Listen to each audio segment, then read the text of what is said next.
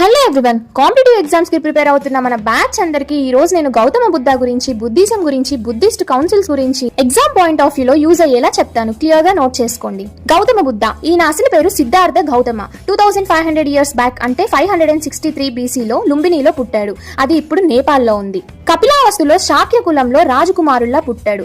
చిన్నప్పుడు ప్యాలెస్ లో full luxuries, food, comfort, happy life అన్ని ఉన్నాయి. కానీ 29 ఇయర్స్ ఏజ్ లో లైఫ్ లో చాలా సఫరింగ్స్ చూశాడు. Like diseases, old age people, deaths, ఏదో మిస్ అవుతున్నట్టు అనిపించింది. అప్పుడు ఆయన లైఫ్ ఏంటిది అసలుకి అని ఒక ట్రూత్ కోసం వైఫ్, సన్, ఇంకా లగ్జరియస్ ప్యాలెస్ ని వదిలేసి వెళ్లిపోయాడు. చాలా ఇయర్స్ మెడిటేషన్, తపస్సు ఇలాంటివి చాలానే చేశాడు. లాస్ట్ కి 35 ఇయర్స్ ఏజ్ లో బోధ్ గయాలో బోధి చెట్టు కింద ఎన్లైట్మెంట్ వచ్చింది. అప్పటి నుంచి అతను బుద్ధాగా అయిపోయాడు. అంటే తెలిసిన వ్యక్తి, the awakened one. Buddha 80 years age లో 483 BC లో కుషి నగరంలో ఎక్స్పైర్ అయ్యారు.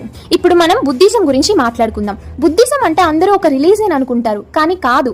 బుద్ధిజం అంటే ఒక మార్గం. ఇది సింపుల్ బట్ చాలా పవర్ఫుల్. ఈ బుద్ధిజం మెయిన్ కాన్సెప్ట్ ఏంటి అంటే 4 నోబుల్ ట్రూత్స్. ఈ 4 నోబుల్ ట్రూత్స్ లో మొదటి ట్రూత్ ఏంటి అంటే లైఫ్ లో దుఃఖం అనేది ఖచ్చితంగా ఉంది. రెండవ ట్రూత్, మన దుఃఖంకి కారణం మన డిజైర్స్ మాత్రమే. మూడవ ట్రూత్, ఈ దుఃఖంని మనం స్టాప్ చేయొచ్చు. నాలుగవ ట్రూత్, దానికి ఒక మార్గం అనేది కూడా ఉంది. ఆ మార్గమే 8 ఫోల్డ్ పాత్. ఈ పాత్ లో correct thinking, correct speech, correct actions, correct effort, correct awareness, correct meditation ఇలాంటివి ఉంటాయి. ఇది మనం ఫాలో అయితే నిర్వాణాన్ని పొందొచ్చు. నిర్వాణ అంటే దుఃఖంని స్టాప్ చేయొచ్చు. ఇంకా ఈ బుద్ధిజం అహింస అంటే వైలెన్స్ వద్దు అని, కరుణ అంటే దయ, ఇంకా మైండ్ఫుల్నెస్ ని ప్రమోట్ చేస్తుంది. బుద్ధ క్యాస్ట్ సిస్టమ్ ని అపోజ్ చేసి అందరికీ ఈక్వాలిటీ ఉండాలి అని చెప్పాడు. అయితే కింగ్ అశోక బుద్ధిజం ని ఏషియా మొత్తం స్ప్రెడ్ చేశాడు. లైక్ శ్రీలంక, జపాన్, థాయిలాండ్ ఇలాంటి కంట్రీస్ లో హెవీగా స్ప్రెడ్ అయింది. ఇప్పుడు మనం బుద్ధిస్ట్ కౌన్సిల్స్ గురించి తెలుసుకుందాం. ఇది ఎగ్జామ్స్ లో చాలా ఇంపార్టెంట్. బుద్ధ డెత్ తర్వాత అతను టీచింగ్స్ ని ప్రిజర్వ్ చేయడానికి మాంక్స్ కౌన్సిల్స్ ని కండక్ట్ చేశారు. అయితే ఫస్ట్ కౌన్సిల్ 483 BC లో ఎగ్జాక్ట్లీ బుద్ధ చనిపోయిన తర్వాత వెంటనే రాజగృహాలో జరిగింది. ఈ కౌన్సిల్ ని మహాకశ్యప లీడ్ చేశాడు. బుద్ధ టీచింగ్స్ ని ఓవరాల్ గా వినయ అంటే రూల్స్, సుట్ట అంటే డిస్కోర్సెస్ లా కంపైల్ చేశారు. తరువాత సెకండ్ కౌన్సిల్ 383 BC లో వైశాలిలో 100 ఇయర్స్ తర్వాత జరిగింది.